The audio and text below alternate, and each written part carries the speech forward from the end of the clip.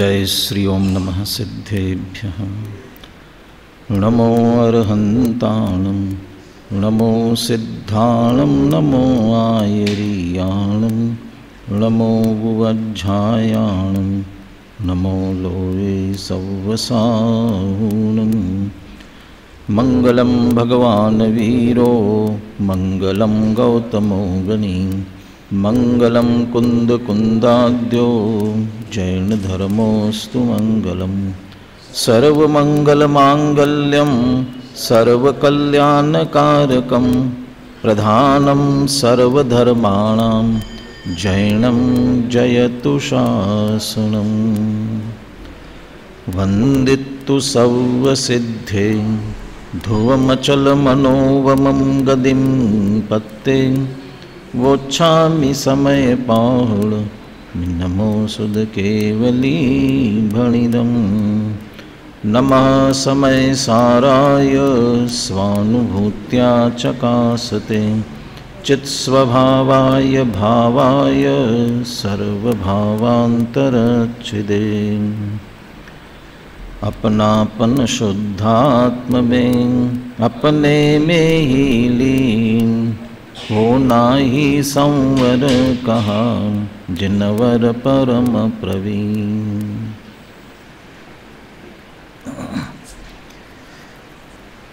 आचार्य कुंदकुंद देव विरचित समय सार परमागम संवर अधिकार की चर्चा चल रही है।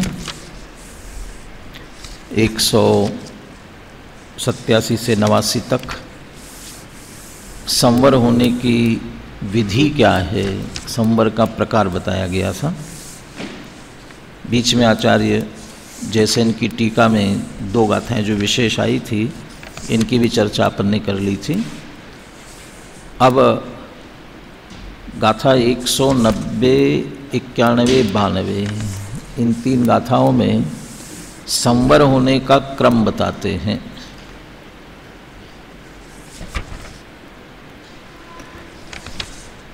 कुंदकुंद आचार्य मूल गाथाओं में संवर का क्रम कहते हैं और अमृतचंद्र आचार्य इसी भाव को लेकर के पुनः भेद विज्ञान को ही दोहराते हैं। टीका में फिर भेद विज्ञान को ही उन्होंने आधार बनाया। केन क्रमेण संवरो भवति इति चेत, संवर किस क्रम से होता है, यदि ऐसा कोई पूछे तो उसका यहाँ उत्तर देते हैं। गाथा 190, 91, 92। तेसिं येदु भणिदाम अज्जवसाणानि सौवदरिसीहिं मिच्छत्तम् अन्नाणम् अविरद भावो यजोगोयम्। येदु अभावेणियमा जायदिनानिस् आसव निरोहो आसव भावेन विना जायदि कम्मस्स विनिरोहो कम्मस्सा भावेन नो कम्माणं पिजायदि निरोहो नो कम्म निरोहेण संसार निरोहणं होदि।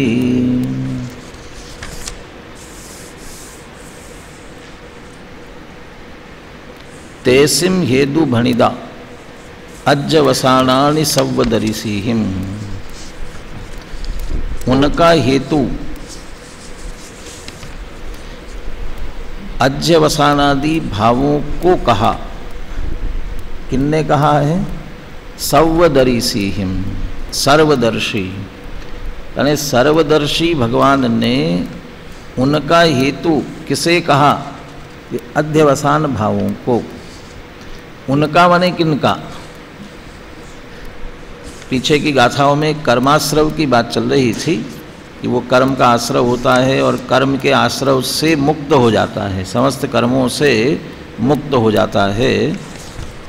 जिन कर्मों से मुक्त होता है उन कर्मों का हेतु कौन है? कि सर्वदर्शी भगवान ने अध्यवसान भावों को कहा। कौन से अध्यवसान भाव? मिच्छत्तम अन्नाणम अविरद भावोय जोगोय। मिथ्यात्व, अज्ञान अविरति और योग। क्रम में लेना हो तो पहले अज्ञान लिया जाता है। अज्ञान, मिथ्यात्व, अविरति, कषाय को गौण कर दिया। जब अध्यवसान भावों की बात आती है तो कुंद आचार्य ही मिथ्यात्व, अविरति, कषाय और योग, प्रमाद को गौण करते हैं। मिथ्यात्व, अविरति, कषाय और योग, और अज्ञान और जोड़ते हैं। सबसे पहले अज्ञान। पीछे कर्ता कर्म अधिकार में इस संदर्भ में चर्चा की है, बहुत विस्तार से अनुशीलन में इस बात को लिखा। तत्वार्थ सूत्र में अध्यवसान के 4 कारण बताए, 5 कारण बताए। मिथ्यात्व, अविरति, प्रमाद, कषाय, योगा बंध है तब वहाँ। मिथ्यात्व, अविरति, प्रमाद, कषाय और योग। और कर्ता कर्म अधिकार में एक जगह 4 लिखे और एक जगह 5 लिखे। जहाँ 4 लिखे वहाँ लिखे मिथ्यात्व, अविरति, कषाय और योग। अब जहाँ 5 लिखे वहाँ लिखे अज्ञान, मिथ्यात्व, अविरति, कषाय और योग।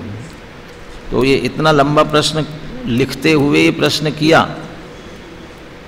कि अंतर समझ में नहीं आता है। 2 आचार्यों में ऐसा मतभेद क्यों है, या ये कहा जाए कि कुंद आचार्य ने 4 कारण बताए थे, वह उन्हीं के शिष्य उमा स्वामी आचार्य 5 कारण बताते हैं। तो क्या गुरु से शिष्य ज़्यादा समझदार हो गए? ये गुरु ने भूल की थी, उन्होंने 4 ही बताए थे, लेकिन 4 नहीं 5 होते हैं, इसलिए उनने 5 बता दिए। गुरु शिष्य आचार्य अलग अलग है तो कदाचित मतभेद हो, लेकिन आचार्य कुंद खुद ही एक जगह 4 कहते, एक जगह 5 कहते हैं। चलो कहते ग्रंथ का अंतर हो कि भाई एक ग्रंथ में कोई अलग विवक्षा से लिखा हो कि दूसरे ग्रंथ में कोई अलग विवक्षा से लिखा हो, कि ग्रंथ भी एक ही है, समय सार में ही। अधिकार अलग अलग हो कि भाई वो कोई दूसरे अधिकार में कोई और विवक्षा हो, इस अधिकार में कोई और विवक्षा हो, तो उसी कर्ता कर्म अधिकार में ही।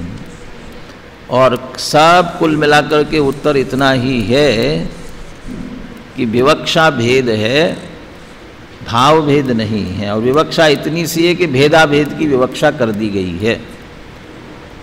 कुंद आचार्य ने जब 4 कहे, मिथ्यात्व, अविरति, कषाय और योग, जब ये 4 कहे, तब तत्वार सूत्र में जो 5 कहे गए हैं, मिथ्यात्व, अविरति, प्रमाद, कषाय और योग, 5, उसमें से जो प्रमाद है उसे कुंद आचार्य ने अविरति और कषाय में शामिल कर लिया, क्योंकि वो जो प्रमाद होता है वो 5 इंद्रियों के विषय, कषाय, निद्रा और स्नेह, विकता 4 विकता 5 इंद्रियों के विषय, जहाँ कषाय और निद्रा और स्नेह इसी रूप में होते हैं।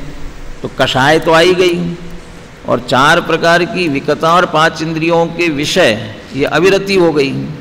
तो प्रमाद जो है अविरति कषाय रूप ही है, इसलिए कुंद आचार्य ने उसमें शामिल समझा अभेद।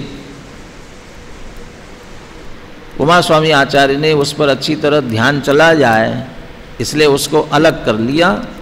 थोड़ा गुणस्थान परिपाटी से देखते हैं तो 2 गुणस्थान, प्रमत्त अप्रमत्त, ये दोनों गुणस्थान प्रमाद से संबंधित है, इसलिए प्रमाद का विशेष रूप से उल्लेख भी किया जाता है, इसलिए उनने 5 किए। फिर कुंद आचार्य की 2 जगह अंतर है, एक जगह 5 कह दिए, एक जगह 4 ही कह दिए। तो टीका में अमृतचंद्र आचार्य ने स्पष्ट किया, उसमें जो अज्ञान कहा है वो सामान्य है, वो सभी के लिए। मिथ्यात्व, अविरति, कषाय और योग, ये सभी ज्ञान स्वभाव से विपरीत है, इसलिए सब एक अज्ञान भाव रूप है। यदि आश्रव का कारण कहा जाए एक, कहते अज्ञान है, उसी के भेद कहे जाए तो मिथ्यात्व, अविरति, कषाय और योग, ये 4 होते हैं। बहुत अच्छा वहाँ मैंने जो प्रकरण लिया गया है कर्ता कर्म अधिकार में आत्मा पुद्गल कर्मों का कर्ता नहीं, आत्मा पुद्गल कर्मों का कर्ता नहीं है। तो फिर कौन करता है? अपने आप तो होंगे नहीं बिना किए, तो कौन करता है इनका? तो कहा ये जो अध्यवसान है वे उसके करता है। उसकी चर्चा करते हुए कहा सामान्य से कहे तो एक अज्ञान उसका करता है, यदि विस्तार से कहे तो 4 प्रकार के अध्यवसान भाव उसके करता है, और अधिक विस्तार से कहो तो ये 4 प्रकार के जो अध्यवसान है इनके ही भेद गुणस्थान 13 प्रकार के गुणस्थान है वे उसके करता है। वो 14 गुणस्थानों में अंतिम अयोग केवली, उसमें योग भी नहीं है तो कारण कैसे बनेगा? अयोग ही है, इसलिए 14वें गुणस्थान को गौण कर दिया। वो 13 गुणस्थान, और अंतिम गाथा में तो ऐसा लिखा वे कर्म को करे तो करे क्योंकि वह अचेतन है। उद्गल कर्म के उदय से होने से गुणस्थानादिक अध्यवसानादिक सभी वे कर्म को करे तो करे, आत्मा उनका कर्ता नहीं है। तो कर्तृत्व की निषेध की अपेक्षा बात की, यहाँ भी पुनः उसको दोहरा रहे हैं। कौन है आश्रव का कारण? कर्म का कारण कौन? अध्यवसान भाव। कौन से? मिथ्यात्व, अज्ञान, अविरति और योग। किसने कहा? न तो हमें कर्म दिखाई देते हैं, और जब कर्म दिखाई नहीं देता है तो उसका फिर कारण कहाँ से खोज पाएंगे हम? बीमारी हुई शरीर में, अब बीमारी हुई, बीमारी की पीड़ा तो दिख रही है, लेकिन हुआ क्या है? अब डॉक्टर ये बता तो देते हैं कि तुम्हारे शरीर में ये रोगानुप्रवेश हो गया, ये रोग हो गया तुम्हें, लेकिन ये हुआ ये आपने कैसे पहचाना? तो जांच करवा लेते हैं और जांच करके बता देते हैं कि भाई देखो ये जांच में ऐसा आ रहा है, इसके कारण से एक निश्चित होता है। ऐसा कर्म न कर्म दिखाई देते हैं, जो कर्म ही नहीं दिख रहे हैं तो उनके भाव हेतु कौन से दिखेंगे हमें? इसलिए कहा सर्वदर्शी भगवान ने ये कहा कर्म का आश्रव प्रति समय हो रहा है और उनके निमित्त उनके हेतु ये अध्यवसान भाव है। ये आप तो संवर होने का क्रम बताने वाले थे, प्रश्न तो ये था ना संवर किस क्रम से होता है, तो आप तो आश्रव बताने लगे फिर से। कहते जब तक आश्रव का क्रम नहीं पता चलेगा तो संवर का क्रम पता नहीं चलेगा। भाई जिस क्रम से आश्रव हुआ है उसके उल्टा जाएंगे तब तो उससे विरुद्ध आश्रव का रोकना हो सकेगा। वो बने ताला कहीं इस तरह से जुड़ता है, चाबी लगा करके चाबी से इस तरफ घुमाने से ताला बंद हुआ है, तो इस तरफ घुमाने से ताला खुलेगा। आप किसी ने चालाकी इस तरह की बनाई हो कि वो चाबी इस तरह घुमाने से बंद होता हो, अब आप उसको घुमाते रहो कि खुल नहीं रहा है, खुल नहीं रहा है। मेरे यहाँ ऑफिस का जो दरवाज़ा बना हुआ है ना, वो उसकी चाबी इधर घुमाओ तो बंद हो जाता है और उल्टा घुमाओगे तो खुलता है। अब मैं उसको, क्योंकि हमेशा ताला इधर घुमाने से खुलता है ना, इधर घुमाएंगे तो ताला खुलता है, इधर लगाओगे चाबी तो ताला बंद होगा।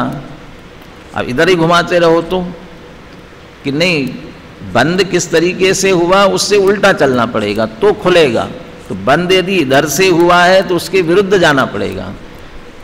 यदि संवर करना है तो आश्रव किस प्रकार से हुआ ये समझना पड़ेगा। कैसे हुआ, किस क्रम से हुआ, क्रम भी समझना जरूरी है। यदि क्रम से उल्टा चलेंगे तो भी काम नहीं होने वाला है। कोई जैसे बंद करते हैं गांठ लगा दे, जैसे मैं तो हमेशा कर्म से रहित होने के लिए दृष्टांत के रूप में देता हूँ। स्वेटर बुनते हैं ना, और स्वेटर बुना, अब तो आजकल क्या सब रेडीमेड हो गया, कौन बुनता है। ये बुना पहले माताएं बहनें बुनती थी, तो स्वेटर पूरा बुन लिया और बुनने के बाद में जिसके लिए बुना तैयार किया उसे बताया, पसंद नहीं आया, बोले क्या बुना, ये अच्छा नहीं लग रहा है।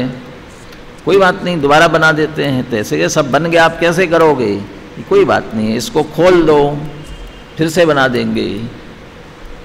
अच्छा ठीक है, तो बोले मैंने इतनी मेहनत से बुना है, तुम इसको खोल दो तो इसको दोबारा बुना देंगे। अब वो पति को दे दिया जाए ना खोलने के लिए, तो ढूंढता ही रह जाए कहाँ से खोला जाए, इधर से उधर से, और ज़बरदस्ती कहीं से खींचने की कोशिश करेगा तो और उलझ ही जाएगा। पत्नी कहती बहुत आसान है। ये क्या आसान है? बहुत सरल है, भी एक धागा पकड़ो और खींचते चले जाओ, पूरा खुल जाएगा। अब वो खींचो, कहाँ से खींचना है पता तो होना चाहिए, कहाँ से खींचे उसे, कहीं से भी खींचने लग जाओ। पूरा बुनने के बाद में गांठ लगा दी है, वो गांठ खोलो और गांठ खोल करके फिर आसानी से थोड़ा सा ही खींचते ही पूरा खुलता हुआ चला जाएगा। पहले गांठ खोलो उसके बाद खींचो, और बिना गांठ खोले खींचतान करोगे तो उलझ ही जाएगा, सुलझने वाला नहीं है।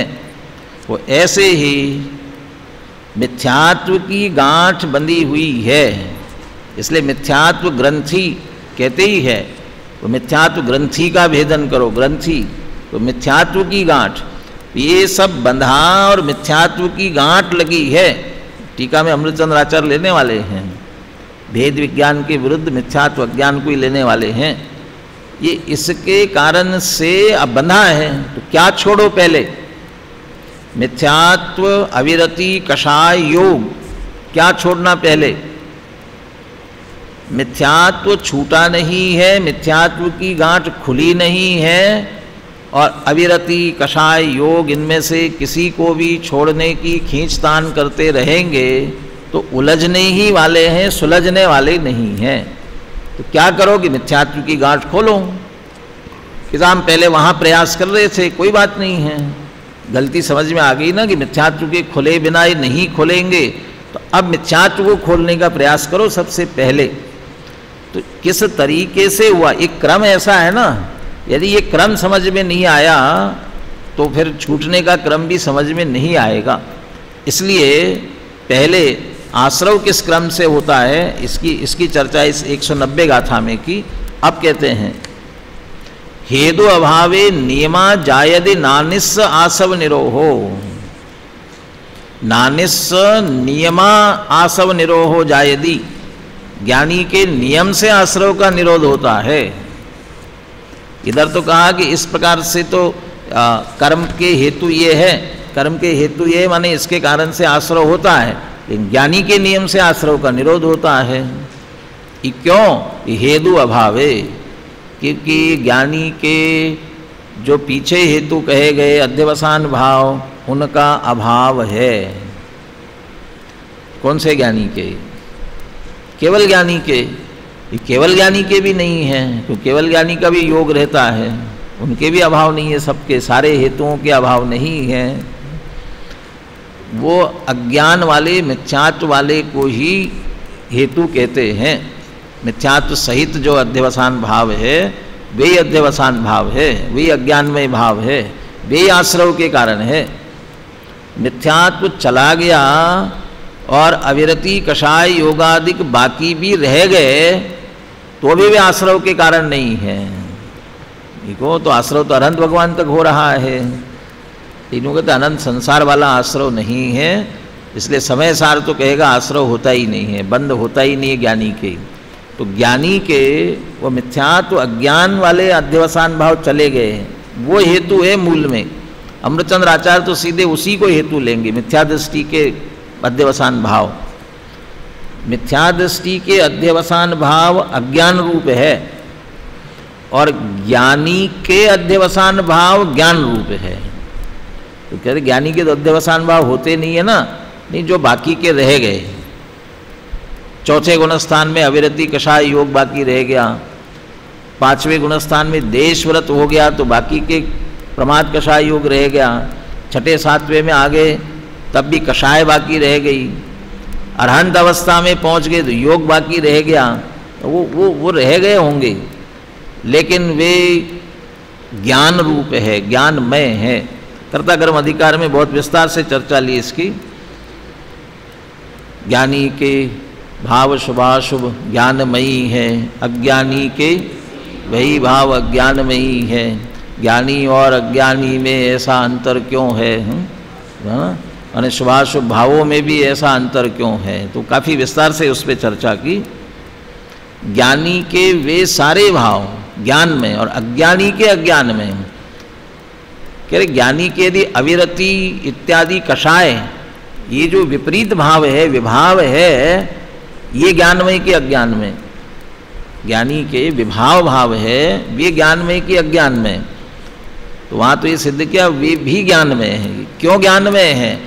क्योंकि उन विभाव भावों के प्रति ज्ञानी का दृष्टिकोण क्या है, वो विभावों को ज्ञानी क्या समझता है, क्या मानता है। उन विभावों को ज्ञानी अपना स्वभाव समझता है क्या, उन विभावों को ज्ञानी अपना, उन विभावों का कर्ता अपने को मानता है क्या, भोक्ता मानता है क्या। होते हुए उन सारे विभावों का वो सिर्फ ज्ञाता होता है।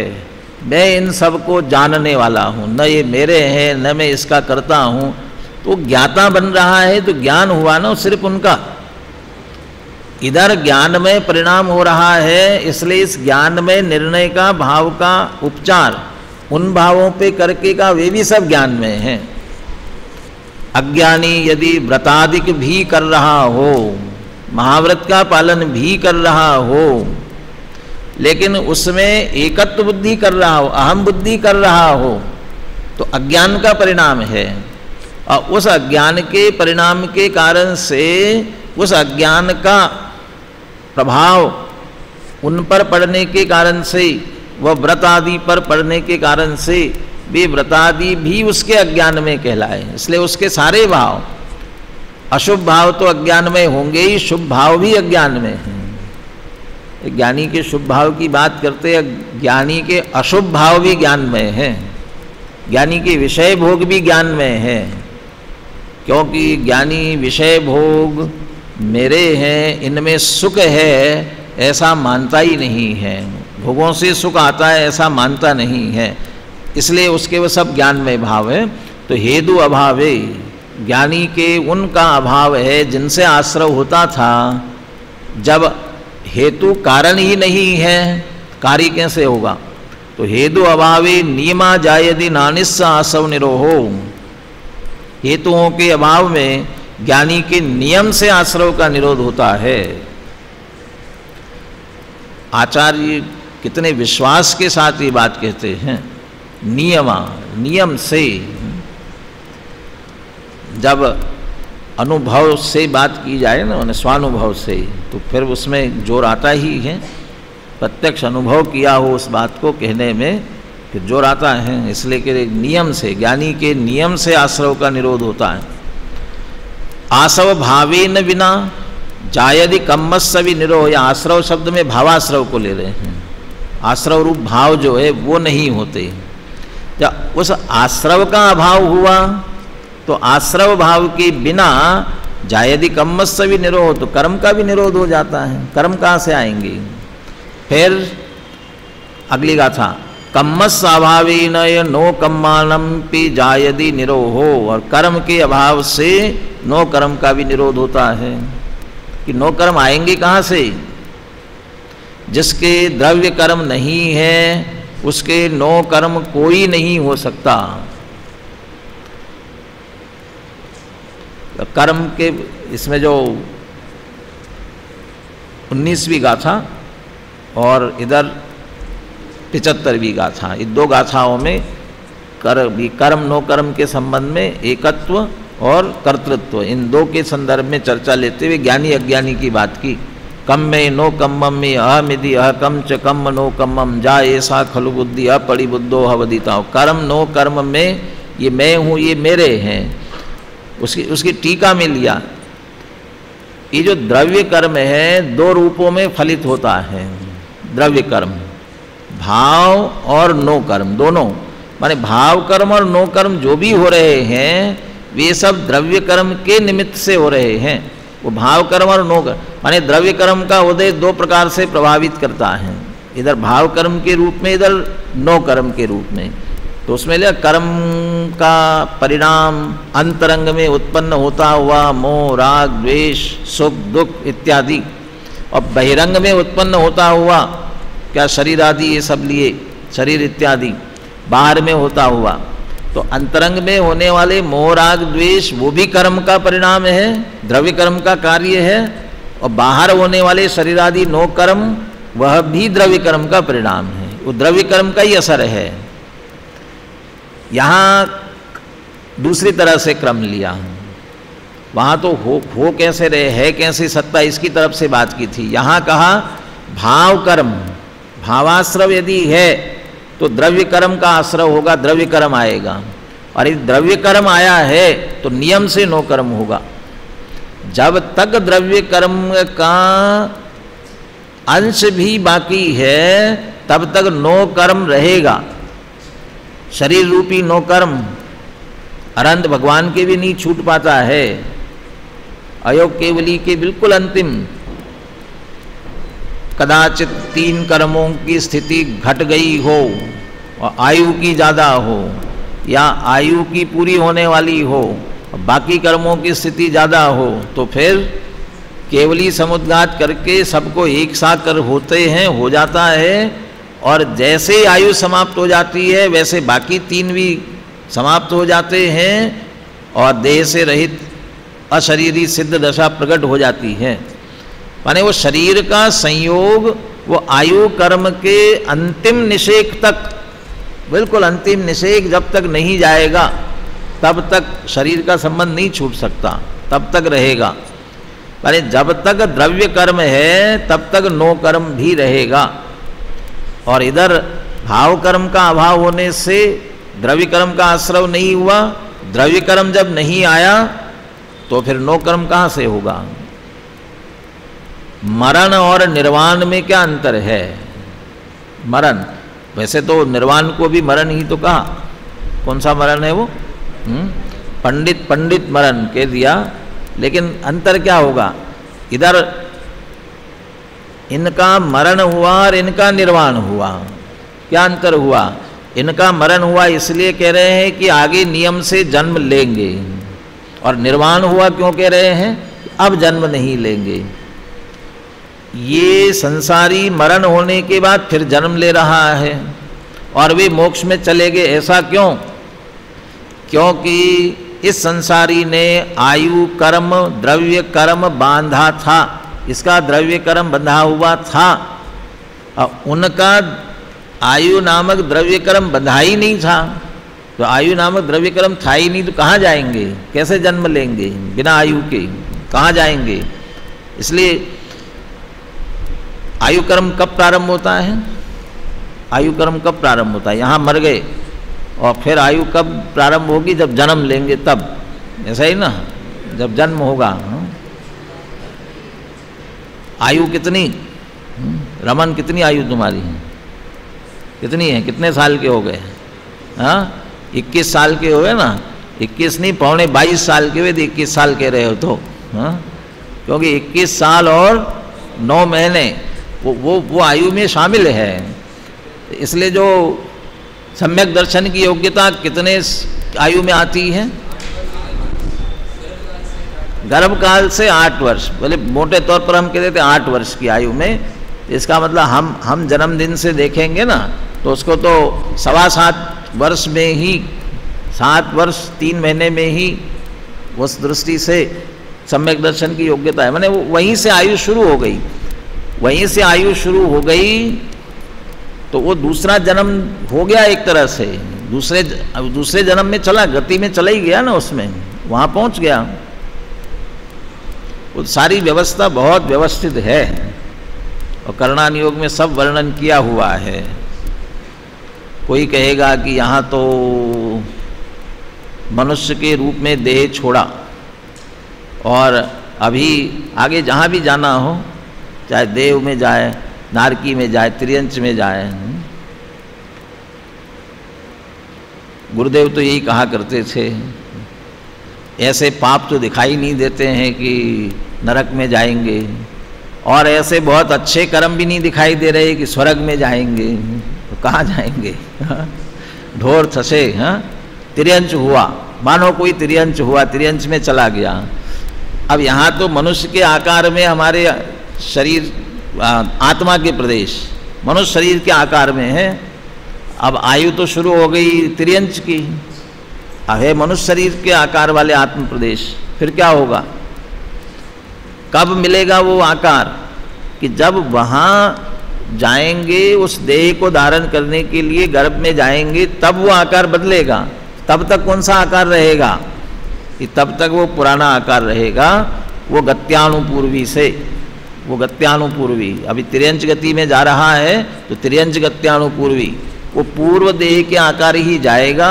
वहाँ जाकर के जहाँ जिस जगह गर्भ में पहुँचना है, जन्म लेना है, वहाँ जाकर के फिर उस आकार बदलता है। यानी ये सारी व्यवस्थित व्यवस्था बराबर बनी हुई, माने ये सारी व्यवस्थाएं द्रव्य कर्म पर आधारित है।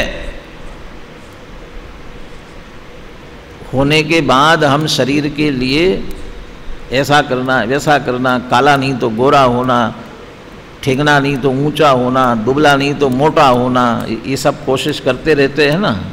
करो कोशिश कितनी भी, किस पर आधारित है ये सारा? ये सारा द्रव्य कर्म के ऊपर आधारित है।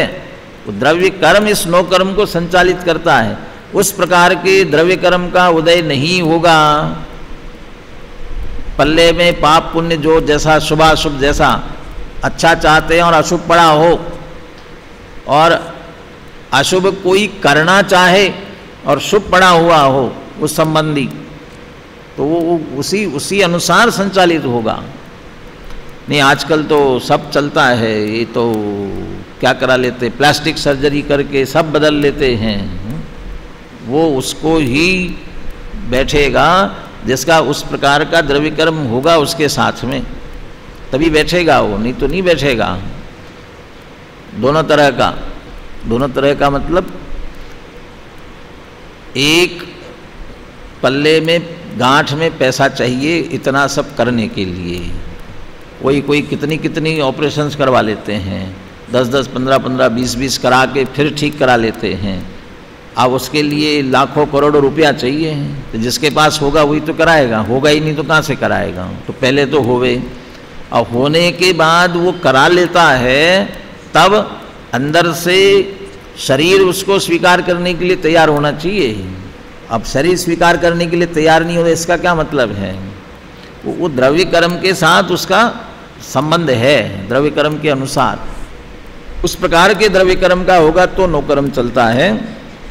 यहाँ उल्टी बात कर रहे हैं, भावाश्रव नहीं है तो भाव कर्म का आश्रव नहीं है, भाव कर्म का आश्रव नहीं है, द्रव्य कर्म रूपी द्रव्य कर्म का आश्रव नहीं है, तो द्रव्य कर्म का अभाव है तो नो कर्म का भी निरोध हो जाता है, नो कर्म भी नहीं आएगा। द्रव्य कर्म के उदय से संबंध है उसका पूरा का पूरा।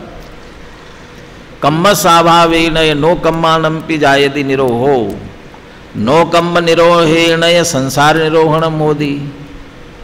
अब नो कर्म नहीं बचा, क्या संसार होगा? संसरणम यदि संसारा, परिभ्रमण का नाम संसार। कहाँ परिभ्रमण? 4 गति 84 लाख योनियों में परिभ्रमण। अब वो नो कर्म शरीर 4 गति रूप होगा, 84 लाख योनि वाला, तो उसमें परिभ्रमण करेगा ना। वो है ही नहीं तो किसमें परिभ्रमण करेगा? इसलिए नो कर्म के अभाव में संसार का अभाव। वैसे तो दुनिया ये कहती है, जो कुछ भी करती है उसके पीछे कह देती है पापी पेट का सवाल है, पापी पेट का सवाल है। लेकिन पेट के लिए उतना पाप नहीं करना पड़ता है जितना भोगों के लिए करना पड़ता है। बाकी भोगों के लिए सामान्य बिना पाप किए सहज इतना पुण्य का उदय होता है कि सहज उतनी जीवन जीविका चल सके, इतना मिल सकता है, जीवित रह सके। हाँ, जैनी के लिए, जैनी के तो होता ही होता है। अब उससे अधिक जितना है ना वो सब पाप वाला है, माने भोग वाला है। अधिक और चाहिए, वो भोग पक्ष वाला ही है, वो पुण्य वाला नहीं है। इसलिए वो नो कर्म है। अब वो उलझाता है, शरीर है, शरीर की 5 इंद्रियां हैं, तो उलझाता है संसार में, अपनी तरफ खींचता है। यदि शरीर नहीं होता तो क्या करना पड़ता? कुछ भी करने की जरूरत नहीं थी ना। शरीर नहीं होता, न कमाना है, न धमाना है, न नहाना है, न धोना है, न खाना है, न पीना है, सारे आरंभ का त्याग हो जाएगा। कोई आरंभ करने की जरूरत नहीं है। आरंभ नहीं होगा, पाप नहीं होगा तो कर्म का आश्रव नहीं होगा तो संसार नहीं होगा। सुखी न हो जीव की देह जब सात हो, ये शीतल प्रसाद जी ने याग मंडल विधान ले, याग मंडल विधान में लिखा है, सुखी न हो जीव की देह जब साथ हो। देह जब तक साथ होगी ना तब तक जीव सुखी नहीं हो सकता है। देह साथ होने का अर्थ देह में एकत्व बुद्धि हो, बाकी तो देह तो अनंत अवस्था तक साथ रहती है, सुखी नहीं होता ऐसा नहीं है। साथ नहीं हो माने एकत्व बुद्धि उसमें रहेगी तब तक दुखी रहने वाला है। दूसरी तरफ ये भी है, ये द्रव्य कर्म बंधते हैं ना, इसके लिए भी घुमटसार ये कहता है, देहोदयन सही दो जीवो आहरदी कम्मणो कम्मम। जब तक देह के उदय सहित जीव है, देह है साथ में, तब तक कर्म नो कर्म ग्रहण करता रहता है। कर्म भी ग्रहण करता है, नो कर्म भी ग्रहण करता है। देहोदयन सही दो जीवो आहरदी कम्म नो कम्मम पड़ी समयम सवंगम तप्तायस पिंडवत। माने वो तप्त गोले की तरह पानी में छोड़ते सब तरफ से जैसे खींचता है, ऐसे देहोदयन सहित, देह सहित है तब तक सर्व ओर से कर्म खींचता रहता है। अब नो कर्म का ही अभाव हो गया, द्रव्य कर्म नहीं आएंगे, द्रव्य कर्म नहीं आएंगे, सबसे रहित हो जाएगा तो संसार का ही निरोध हो जाएगा। ये क्रम है, कह रहे ये क्रम है। संसार का अभाव करने के लिए क्या करना चाहिए? कर्मों का अभाव करना चाहिए। कर्म से रहित नाम संसार, कर्म से रहित होने का नाम संसार का अभाव मोक्ष है। कर्मों से रहित होना है। करो कर्मों से रहित कैसे करना है? खाली करो। दृष्टांत दिया जैसे नाव में पानी आ रहा है, भर रहा है, तो उलीच करके बाहर निकाल दो। कर्म आ रहे हैं, निकाल दो। कैसे निकालेंगे? वो आता हुआ छेद पहले बड़ा बंद करना पड़ेगा। पानी आ रहा है ना जिन छेदों से, वो छेद बंद करना पड़ेगा, फिर उलीचो तो निकल जाएगा। बताओ यहाँ कहाँ छेद है? आत्मा में कहाँ छेद है? कहाँ से आएगा? आत्मा तो अमूर्तिक है, उसमें तो कोई छेद है नहीं, तो कहाँ है? कहाँ से आ रहा है? वो इसलिए कहते हैं कि न कर्म दिखते हैं, न आते हुए, न निकाल सकते हैं। वो किस कारण से आ रहे हैं, कारण को रोक दिया जाए तो कार्य रुकेगा। इसलिए यहाँ पूरा जोर इस बात पर दिया है, इसका कारण तो अध्यवसान भाव है। इसलिए यदि रोकना है, अध्यवसान भावों को रोको। कर्मों को रोकना है, अध्यवसान भावों को रोको। अध्यवसान भाव रुकेंगे तो कर्म रुक सकते हैं। क्या उपाय अध्यवसान भावों को रोकने का? 181 गाथा से कहते आ रहे, बल्कि समय सार में प्रारंभ से कहते आ रहे हैं, एकमात्र भेद विज्ञान ही उसका उपाय है। वो टीका में कहने वाले हैं, इनमें एकत्व करता है, इनसे भेद नहीं। आत्मा और कर्म इनमें भेद नहीं जानता है, इसीलिए इन्हीं में लगा रहता है, इन्हीं अध्यवसान भावों में लगा रहता है। भेद जानेगा तो इनसे निवृत्त हो जाएगा, इनसे निवृत्त होगा तो अध्यवसान भाव नहीं होंगे। इनसे भेद करके शुद्ध आत्मा को प्राप्त करेगा, शुद्ध आत्मा की प्राप्ति, और शुद्ध आत्मा को प्राप्त करेगा तो अध्यवसान भाव नहीं होंगे।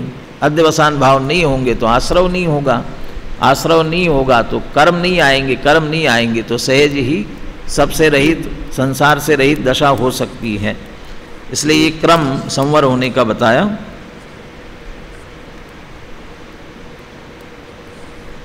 गाथाओं का अर्थ पढ़ते हैं, फिर गाथा और पद्यानुवाद पढ़ लेते हैं।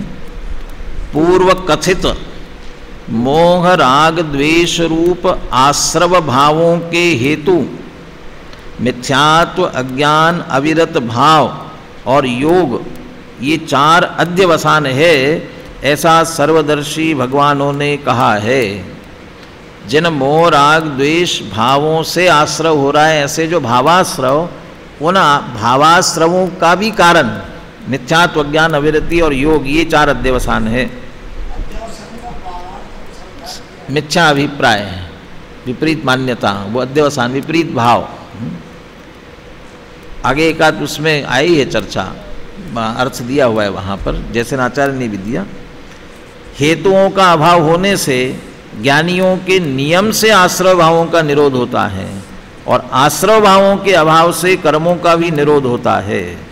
कर्म के निरोध से नो कर्मों का निरोध होता है, और नो कर्मों के निरोध से संसार का निरोध होता है।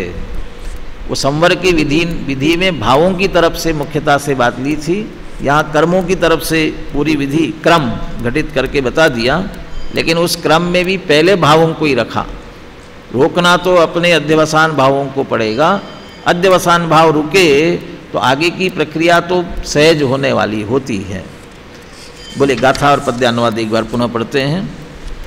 ते सिंहे दूभणिदा अज्जवसानानि सौवदरिसिहिं निच्चत्तं मन्नाणं अविरय भावो यजोगोय हेदु अभावेणियमा जायदिनानिस् आसवनिरोः आसव भावेण विना जायदि कम्मस्सवेणिरोः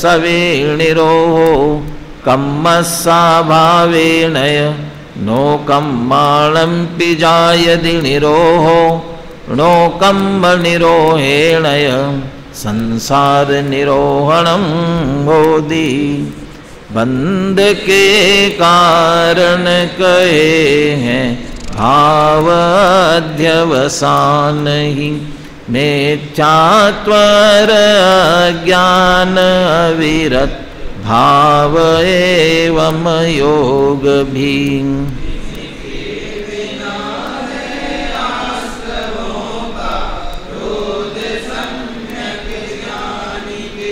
हर आश्रमों के रोध से ही कर्म का भी रोध है। कर्म के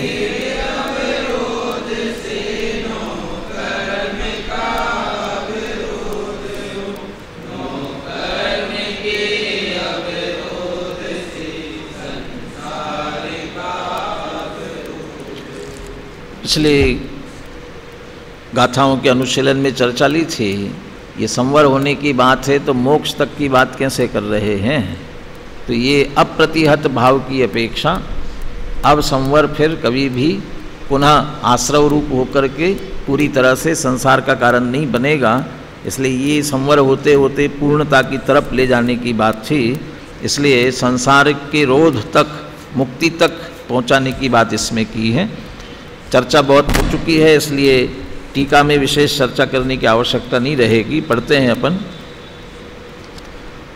संति तावत् जीवस्य आत्म कर्म एकत्व अध्यवसान मूलानि मिथ्यात्व अज्ञान अविरति योग लक्षणानि अध्यवसानानि।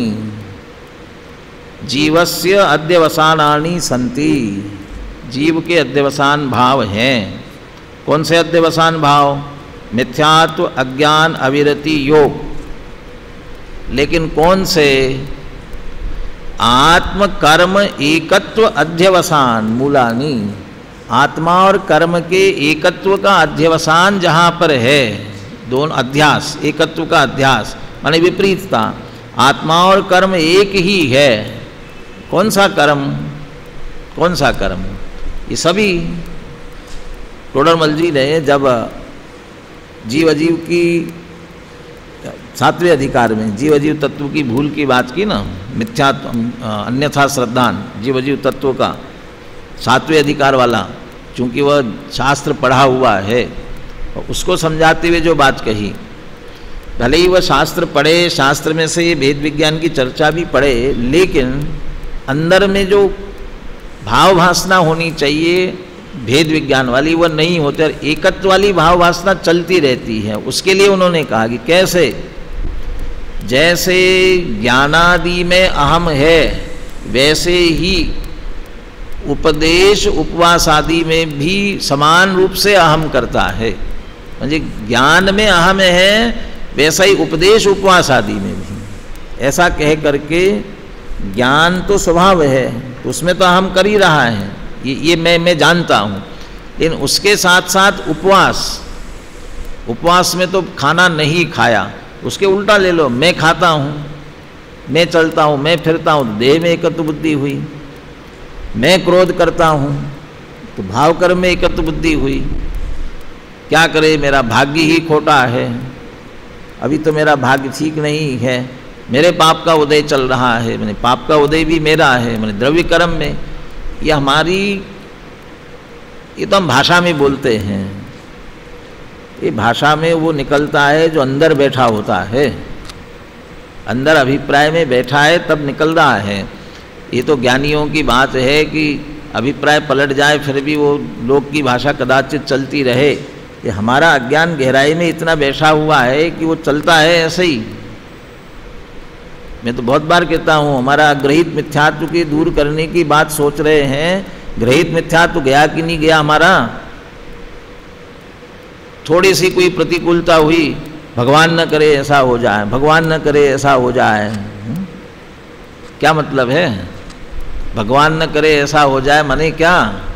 कौन करने वाला? तो अभी भगवान करने वाला अंदर बैठा हुआ है, इसका मतलब ग्रहित मिथ्यात्व पड़ा हुआ है, अग्रहित कहाँ से जाएगा?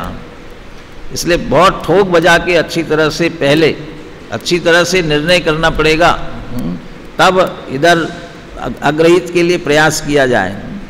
हम यदि ये कह रहे हैं कि अपन, मैं ये हूँ, देह हूँ, खाता हूँ, पीता हूँ, यदि ये अकेले शब्दों में नहीं, परिणाम चल रहे ना अंदर से निरंतर, इसी प्रकार के भाव निरंतर अंदर चल रहे हैं, इसका मतलब उनमें एकत्व बुद्धि है। माने ये मिथ्यात्व, अज्ञान, अविरति योग कौन से ले रहे हैं? आत्म कर्म एकत्व अध्यवसाय है मूल जिनका। ऐसे कर्म शब्द में द्रव्य कर्म, भाव कर्म, नो कर्म तीनों लेना है, तीनों की एकत्व की बात है। जब तक ये हैं जिस जीवों के हैं, तानी राग द्वेष मोह लक्षण से आश्रव भाव से हेतवा, वो जो अध्यवसान वाले मिथ्यात्वादी है, वे राग द्वेष मोह लक्षण वाले भावाश्रव के हेतु हैं। हमें मोह राग द्वेष क्यों हो रहे हैं? मिथ्यात्व है तब तक अनंतानुबंधी वाला मोह राग द्वेष होता ही रहेगा। अविरति है तो तीन कषाय चौकड़ी वाला होता रहेगा। कषाय है तो ये सब होने वाले रहते ही होंगे, ये सभी, ये उनके हेतु है। आश्रव भाव कर्म हेतु, और ये आश्रव के भाव है वे कर्म के हेतु है। कर्म नो कर्म हेतु, कर्म है नो कर्म का हेतु है, नो कर्म संसार हेतु। और उस नो कर्म के कारण से, शरीर के कारण से, शरीर को धारण करते हुए संसार में परिभ्रमण कर रहे हैं। ततो नित्यमेव अयम आत्मा आत्मकर्मणो एकत्व अध्यासेन मिथ्यात्व अज्ञान अविरति योगमय आत्मानम अध्यवस्यति। इसलिए नित्य ही आत्मा, आत्मा और कर्म के एकत्व के विपरीत अभिप्राय के कारण से मिथ्यात्व अज्ञान अविरति योग में ऐसे आत्मा के अध्यवसान भावों को करता है। माने जब तक विपरीतता है तब तक इन सबको मैं करता हूँ, मेरे हैं, इस प्रकार की मान्यता निरंतर चलती है। ततः राग द्वेष मोह रूपम आश्रव भावम भावयति, उस एकत्व के कारण से मोह राग द्वेष भाव उत्पन्न होते हैं। मोह राग द्वेष मोह रूपम आश्रव भावम, भावाश्रव को प्रकट करता है, निरंतर हो रहे हैं।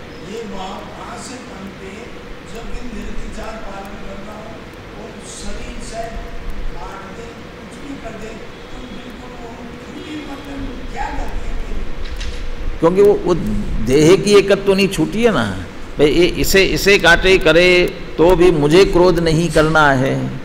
मैंने मैं क्रोध करता हूँ और मुझे क्रोध नहीं करना है, तो मुझे क्रोध को रोकना है।